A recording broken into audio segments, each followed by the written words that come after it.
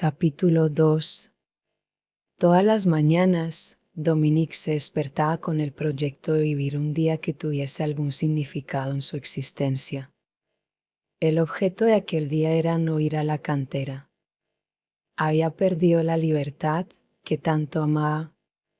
Sabía que la lucha continua contra el impulso de un simple deseo era compulsión también.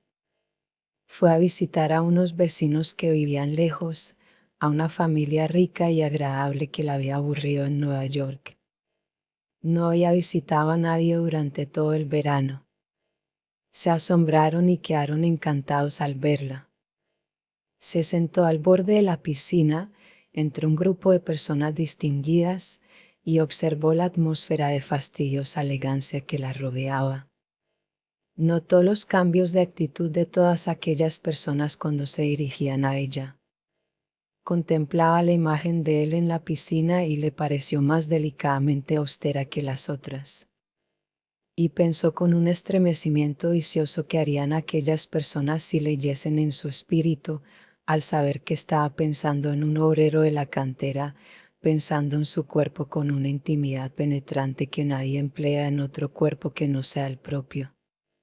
Sonrió. La fría pureza de su rostro les impedía notar la naturaleza de aquella sonrisa.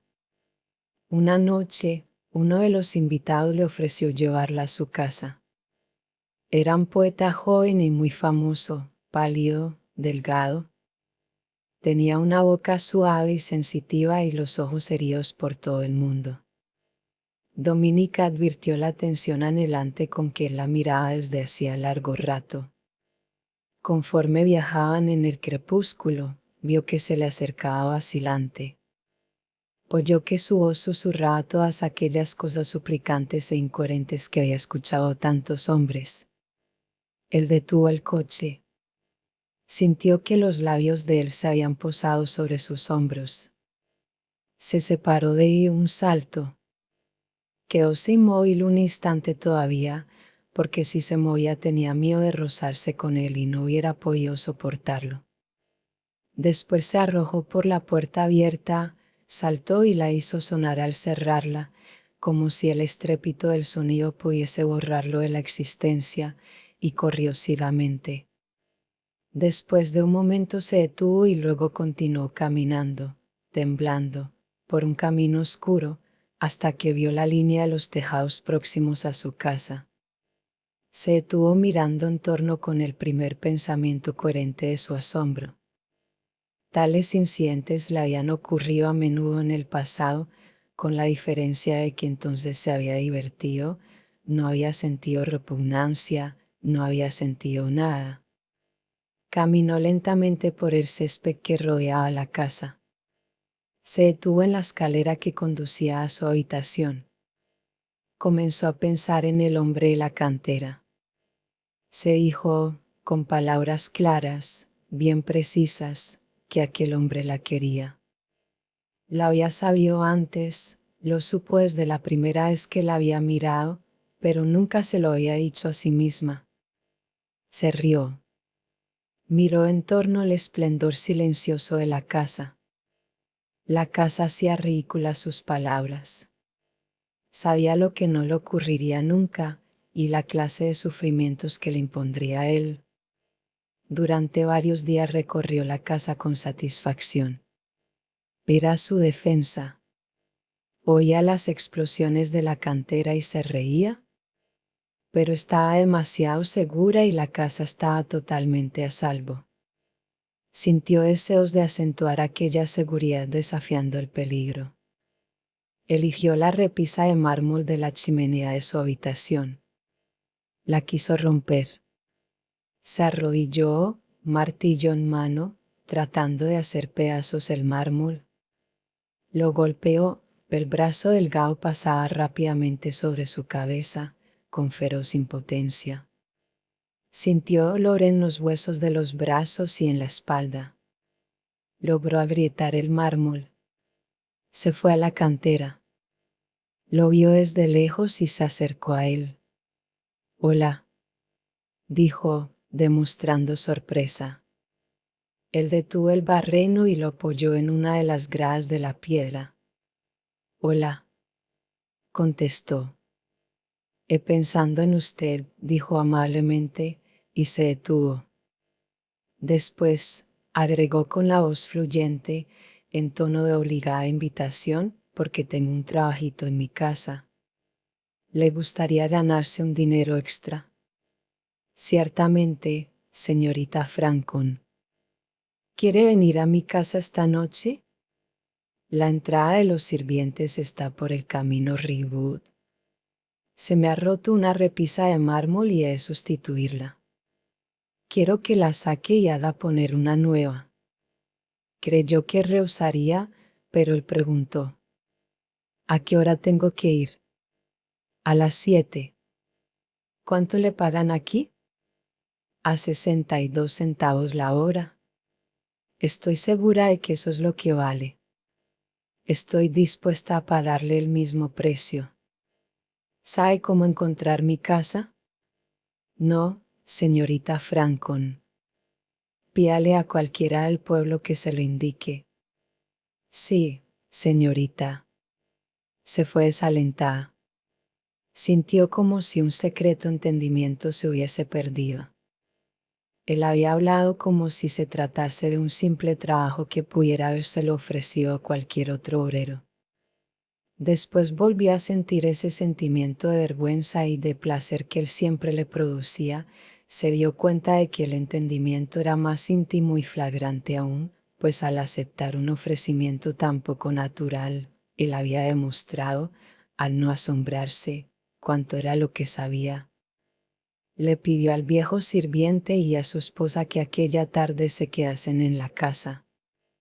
La tímida presencia de ellos completaba el cuadro de una mansión feudal. A las 7 oyó el timbre de la puerta de servicio. La vieja mujer lo acompañó hasta el gran vestíbulo, donde estaba Dominique, en el descanso de una amplia escalinata. Le observaba conforme se iba acercando, contemplándola. Conservó la misma actitud todo el tiempo conveniente para que él sospechase que se trataba de una actitud deliberadamente preparada que abandonaría en el instante preciso en que él la advirtiese. Buenas noches, dijo. Su voz era austeramente tranquila. Él no contestó, pero inclinó la cabeza y siguió por la escalera hasta llegar a ella. Llevaba su ropa de trabajo y un saco de herramientas. Sus movimientos tenían una rápida energía, mitigada, que no estaba de acuerdo con aquella casa, con los escalones lustrados, con las delicadas y rígidas barandas. Ella creyó que parecía incongruente en la casa, pero era la casa la que parecía incongruente en torno a él. Movió una mano indicándole la puerta del dormitorio. Él siguió dócilmente. Parecía que no advirtiese la habitación en la cual entraba, pues entró como si fuese un taller. Marchó en dirección a la chimenea. Ahí está, dijo ella, señalando con el dedo la pieza de mármol. Se quedó callado. Se arrodilló, sacó del saco una cuña de fino metal, la introdujo en la rajadura del mármol, tomó un martillo y dio un golpe.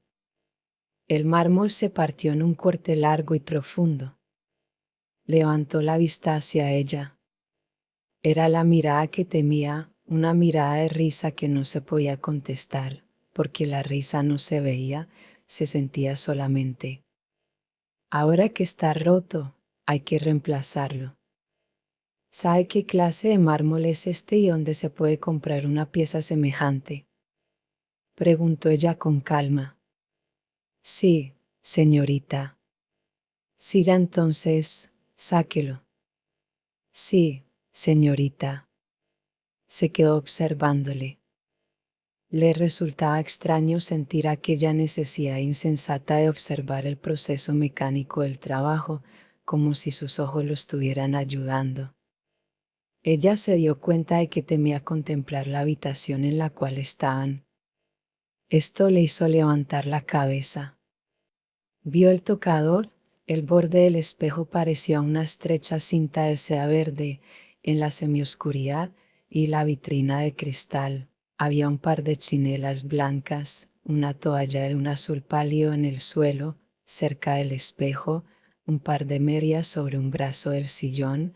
Miró la blanca colcha de seda en la cama. Su camisa tenía manchas húmedas y parches grises de polvo de la piedra. Sentía como si él hubiese tocado cada objeto de la habitación, como si el aire fuera un lago de agua espesa en la cual los dos se hubiesen sumergido juntos y el agua que lo tocaba le transmitiese el contacto a cada objeto de la habitación. Ella deseaba que él mirase hacia arriba, pero trabajaba sin levantar la cabeza. Se acercó y siguió silenciosa a su lado. Nunca había estado tan cerca de él. Contempló la suave piel de su cuello, pudo distinguir cada hebra de sus cabellos.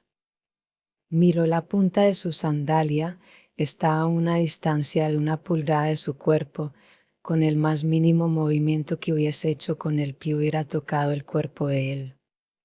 Dio un paso hacia atrás. Él movió la cabeza, pero no levantó la mirada, sino que tomó otra herramienta del saco y se inclinó otra vez sobre el trabajo. Dominique se rió fuertemente. Él suspendió el trabajo y la miró. ¿Qué? El rostro de ella era grave y su voz suave cuando contestó. Lo siento. Habrá pensando que me reía de usted. Claro que no ha sido así. No quise estorbarle, agregó. Estoy segura de que deseará terminarlo antes de irse de aquí. Quiero decir, porque, naturalmente, debe estar cansado. Pero por otra parte, como le voy a pagar por horas, si alarga un poco su tiempo, puede sacar más. Quizá quiera hablar de alguna cosa. Sí, señorita. Sí. Pienso que esta es una chimenea atroz. ¿Cierto? Esta casa fue proyectada por mi padre. Sí, es claro, señorita. No discuta el trabajo del arquitecto. De ningún modo. Seguramente podríamos buscar algún otro tema. Sí, señorita. Se alejó de él, se sentó en la cama, echando los brazos atrás, tiesos, cruzó las piernas tan estrechamente que formaban una sola línea recta. Su cuerpo, encorvado con desgana, contradecía la inflexible precisión de sus piernas, la fría austeridad del rostro contradecía la posición de su cuerpo. Él le dirigió una mirada casual mientras seguía trabajando. Hablaba dócilmente, diciendo: «Conseguiré una tabla de mármol de la misma calidad, señorita.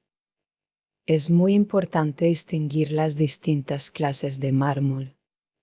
Hablando en general, hay 3 clases. Los mármoles blancos, que se originan en la recristalización de la piedra caliza, los ónices, que son depósitos químicos de carbonato de calcio, y los mármoles verdes, que, la mayor parte de las veces, consisten en hidromagnesio o serpentina. Esta última no debe ser considerada como verdadero mármol. El verdadero mármol es una variedad metafórica de la piedra caliza producida por el calor y la presión. La presión es un factor poderoso, conduce a consecuencias que una vez puestas en movimiento no pueden regularse. ¿Qué consecuencias?, preguntó Dominique inclinándose hacia adelante. La recristalización de las partículas de piedra caliza y la infiltración de elementos extraños del suelo que hay alrededor. Estos constituyen las estrías coloreadas que se encuentran en muchos mármoles. El mármol rosado es producido por la presencia de óxido de manganeso, los mármoles grises tienen un origen carbónico, el amarillo es atribuido al óxido de hierro. Este pedazo es, naturalmente, mármol blanco. Hay una gran variedad de mármoles blancos. Tendría que tener mucho cuidado, señorita. Ella estaba inclinada hacia adelante en un oscuro desorden. La luz de la lámpara caía sobre la mano que descansaba con desgana en sus rodillas, la palma hacia afuera, los dedos medio cerrados, un bordele de luz perfilaba cada dedo, que hacía más blanca y más brillante la mano, en contraste con el oscuro género del traje. Y comprar un nuevo pedazo de la misma calidad exacta. Este es mármol blanco de Alabama, de la mejor calidad. Él vio cerrarse y caer su mano en la sombra. Continuó trabajando en silencio. Cuando terminó, se levantó, preguntando: ¿Dónde tengo que poner la piedra? Déjela ahí. Yo haré que se la lleven. Encargaré una nueva pieza cortada a medida y a pagar contra entrega. ¿Quiere que yo la coloque? Sí, claro. Se lo comunicaré cuando la reciba. ¿Cuánto leo? Y miró el reloj de una mesa contigua. Deje que vea. Usted ha estado aquí 3/4 de hora. En total, 48 centavos. Sacó un billete de $1 y se lo entregó. Quédese con la vuelta. Creyó que se lo arrojaría a la cara, pero se metió el billete en el bolsillo y le respondió: Gracias, señorita. Observó que el borde de su larga manga negra temblaba sobre la mano cerrada. Buenas noches, dijo ella con la voz hueca de cólera. Buenas noches, señorita, respondió él. Y, bajando la escalera, salió de la casa. Se quedó pensando en él. Pensó en el pedazo de mármol que había encargado. Esperaba que llegase, con la intensidad febril de una súbita manía, contaba los días, observaba los raros camiones que pasaban por el camino que se extendía más allá del césped. Se decía a sí misma, con coraje, que lo único que deseaba era que llegase el mármol, nada más que eso, nada más, sin ocultas razones, sin otras razones. Era la última consecuencia nerviosa, era libre de cualquier otra cosa. La piedra llegaría y eso constituiría el fin. Cuando llegó el mármol, apenas lo miró. Apenas se había alejado el camión que lo trajo cuando ya ella estaba sentada al escritorio escribiendo una nota en una hoja de fino papel. El mármol está aquí. Quiero que esta noche lo coloque. Envió al sirviente con la nota a la cantera. Le ordenó que se la entregase. No conozco su nombre. Al obrero de pelo rojizo que trabaja allí. El anciano volvió con un pedazo de papel cortado de alguna bolsa de envoltorio, de color castaño, en el cual estaba escrito con lápiz: Lo tendrá colocado esta noche. Esperó en la ventana de su dormitorio, en el vacío sofocante de la impaciencia. El timbre de la entrada de servicio sonó a las 7. Oyó un golpe en la puerta. Entré, gritó, para ocultar el sonido extraño de su propia voz. La puerta se abrió y la esposa del criado entró acompañando a alguien que la seguía. La persona que iba detrás de ella era un italiano pequeño, agobiado, de edad mediana, con piernas zambas, con aros de oro en las orejas y un sombrero raído que sostenía con ambas manos. Es el hombre que han enviado de la cantera, dijo la mujer del sirviente. ¿Quién es usted? Le preguntó Dominique, sin un chillido en su voz, sin una objeción. Pascual Orsini, repuso el hombre, dócilmente, perplejo. ¿Qué quiere? Bueno, yo. El pelirrojo me dijo que había que arreglar una chimenea, dijo que usted quería que yo la pusiese. Sí. Sí, desde luego, dijo, levantándose. ¿La había olvidado? Vaya adelante. Tuvo que salir de la habitación, tuvo que correr, sin que nadie la viera, apretándose los puños contra los ojos. Estaba colérica. Era una emoción pura, única, que hacía desaparecer cualquier otra cosa por el terror de la cólera. Terror, porque sabía que no quería acercarse a la cantera, pero que iría. Muchos días después, al anochecer, fue a la cantera. Volvía de una larga cabalgada por la región y vio que las sombras se alargaban en el césped. Se dio cuenta de que le sería imposible vivir así otra noche más. Tenía que ir allí antes que saliesen los obreros. Giró y cabalgó volando hacia la cantera. El viento le cortaba la cara. Cuando llegó, él no estaba ya.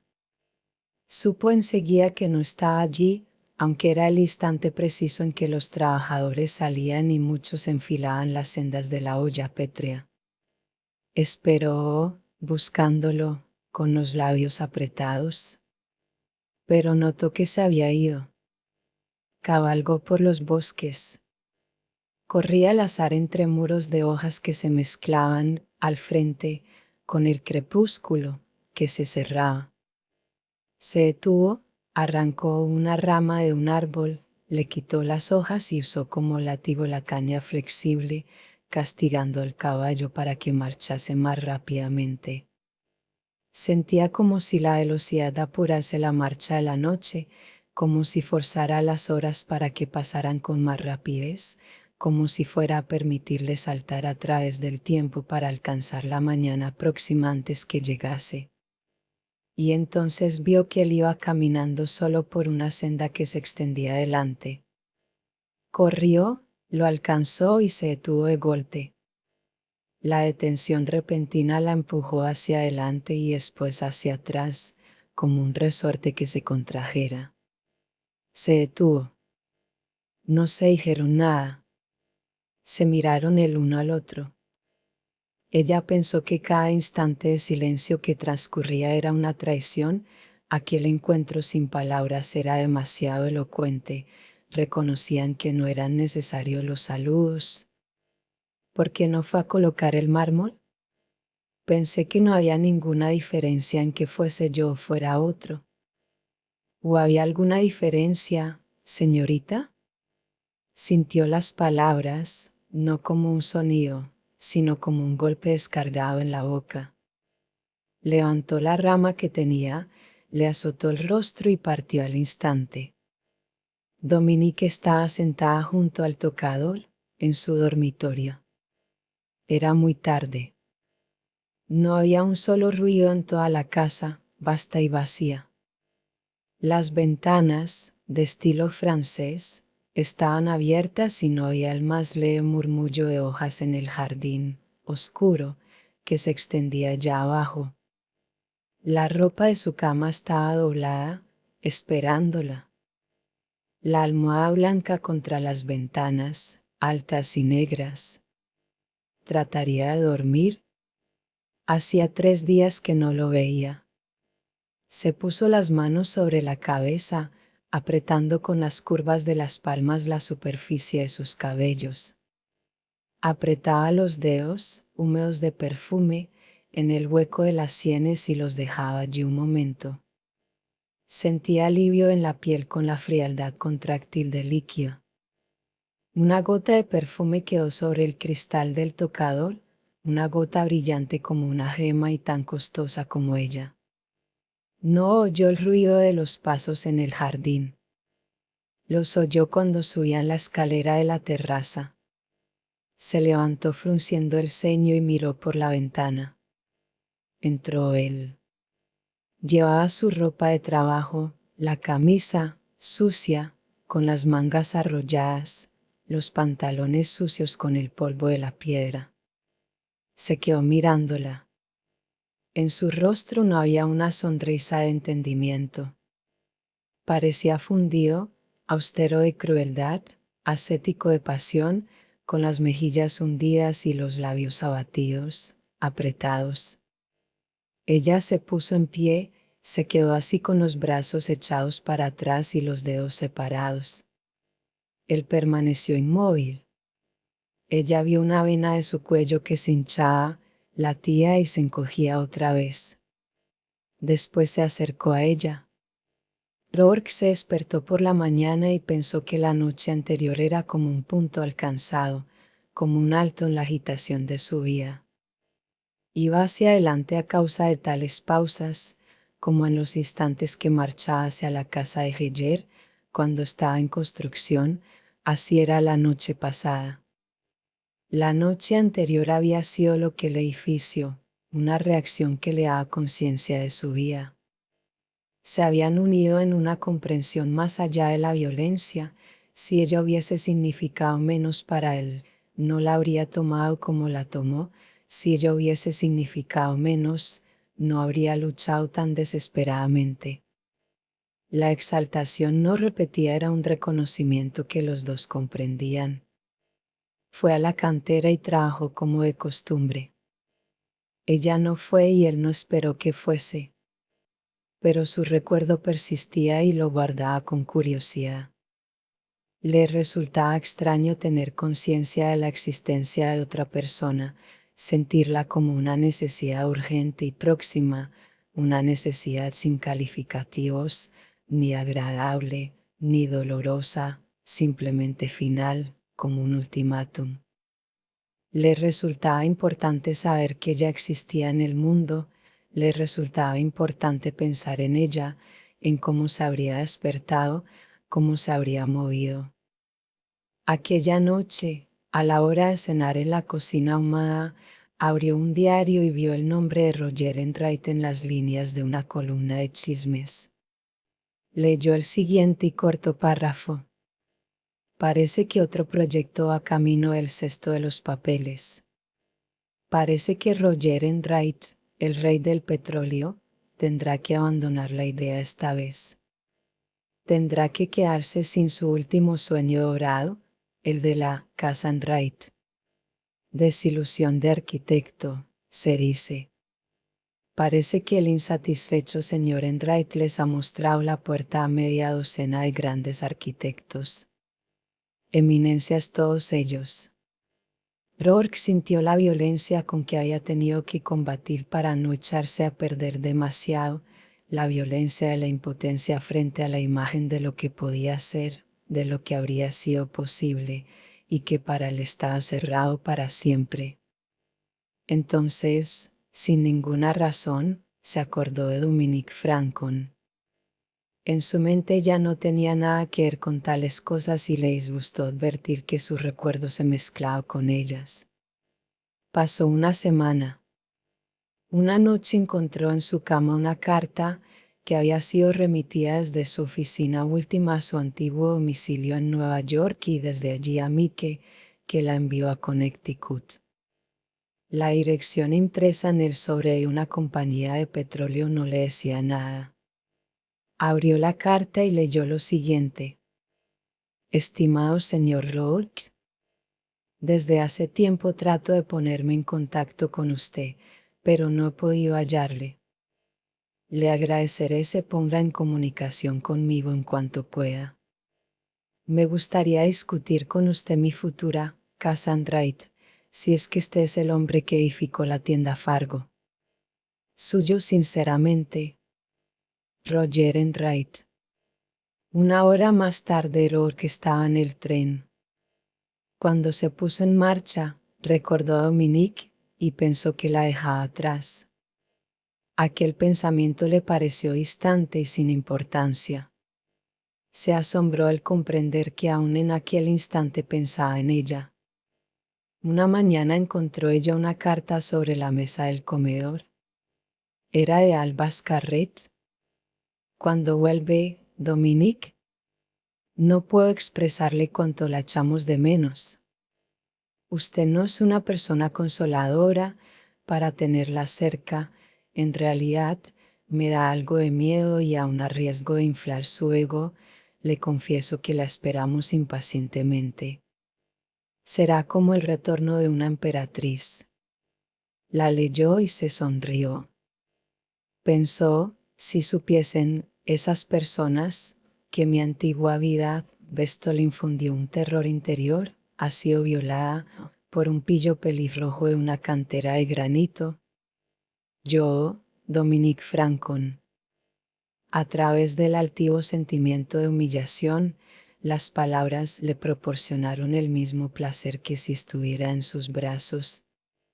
Pensaba en eso cuando iba por la región, cuando pasaba junto a las gentes que en el camino se inclinaban para saludar a la castellana de la ciudad.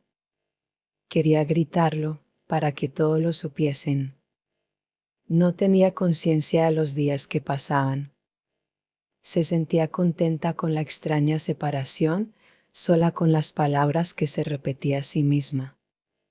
Una mañana, estando sola en el jardín, advirtió que había pasado una semana y que durante ese tiempo no lo había visto. Se dirigió con rapidez al camino, a través del césped. Iba hacia la cantera. Recorrió las millas por el camino, con la cabeza descubierta bajo el sol. No tenía prisa. No era necesario apresurarse. Era inevitable verlo otra vez. No tenía propósitos.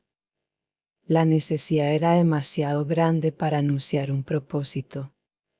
Después, había otras cosas odiosas, cosas importantes que surgían vagamente en su imaginación, cosas del pasado, pero sobre todo había una, volverlo a ver. Llegó a la cantera y miró alrededor, escudriñando estúpidamente. Estúpidamente, porque la enormidad de lo que vio no podía penetrar en su cerebro. Vio, de súbito, que él no estaba allí. La tarea estaba en todo su apogeo, el sol, alto, sobre las horas más laboriosas del día. No había un solo hombre desocupado a la vista, pero él no estaba entre aquellos hombres. Se quedó muda, esperando durante mucho tiempo. Después vio al capataz y se acercó a él. Buenas tardes, señorita. Hermoso día, señorita, ¿no? Como si estuviéramos todavía en mitad del verano, y, sin embargo, el otoño no está lejos. Sí, el otoño se acerca. Mire las hojas, señorita. Había aquí un hombre de pelo anaranjado brillante. ¿Dónde está? Sí. Ese hombre se ha ido. ¿Se ha ido? Sí. Creo que se fue a Nueva York. Demasiado rápido, ¿no? ¿Cuándo? ¿Hace una semana? No. ¿Por qué? ¿Ayer? ¿Quién? Se calló. Iba a preguntar quién era, pero en cambio, preguntó. ¿Quién estuvo trabajando anoche aquí hasta tan tarde? Oí las explosiones. Había un encargo especial para un edificio del señor Francon. El edificio, Cosmoslotnik. Un trabajo urgente. Sí, veo. Quizá la esté molestando, señorita. No, de ninguna manera. Se marchó. No quería preguntar su nombre. Era una última oportunidad para ser libre. Caminó rápida, cómodamente, con súbito consuelo. Se preguntaba por qué no había sabido su nombre y por qué nunca lo había averiguado. Quizá porque desde la primera mirada había sabido todo lo que tenía que saber. Pensó que era difícil encontrar a un obrero desconocido en Nueva York. Estaba a salvo. Si hubiese sabido su nombre, ¿estaría camino de Nueva York? Su norma de conducta era sencilla. Lo único que debía hacer era no averiguar su nombre. Tenía un consuelo momentáneo. Una oportunidad para luchar. Vencería en la lucha o la lucha la aplastaría. Si llegaba a ocurrir lo último, averiguaría su nombre.